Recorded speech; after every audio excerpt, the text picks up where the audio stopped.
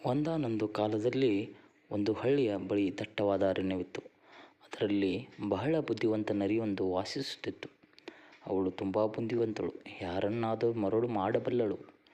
ಒಂದು ದಿನ ಅವಳು ಆಹಾರವನ್ನು ಹುಡುಕುತ್ತಾ ಕಾಡಿನಲ್ಲಿ ಅಲೆದಾಡುತ್ತಿದ್ದಳು. ಕಾಡಿನಲ್ಲಿ ಆಹಾರಕ್ಕಾಗಿ ಹುಡುಕುತ್ತಿರುವಾಗ ಮರದ ಮೇಲೆ ಕಾಗೆಯೊಂದು ನೋಡಿದಳು. ಅದರ ಬಾಯಿಯಲ್ಲಿ ಸಿಹಿಯಾದ ರೊಟ್ಟಿ ಇತ್ತು. ಅವನನ್ನು ನೋಡಿದ ನರಿಯು ಈ ಕಾಗೆಯ ಬಾಯಿಂದ ರೊಟ್ಟಿಯನ್ನು ಹೇಗೆ ತೆಗೆಯುವುದು ಎಂದು ಯೋಚಿಸತೊಡಗಿತು.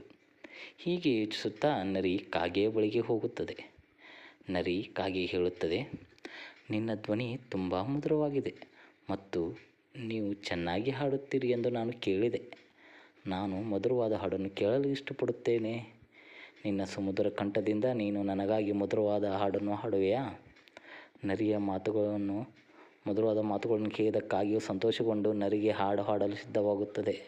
ಆಗ ಕಾಗೆಯು ಹಾಡಲು ಬಾಯಿ ತೆರೆದ ಕೂಡಲೇ ಅವನ ಬಾಯಿಯಿಂದ ರೊಟ್ಟಿ ಬೀಳುತ್ತದೆ ಮತ್ತು ನರಿಯು ಆ ರೊಟ್ಟಿಯೊಂದಿಗೆ ಅಲ್ಲಿಂದ ಬೇಗನೆ ಓಡಿ ಹೋಗುತ್ತದೆ.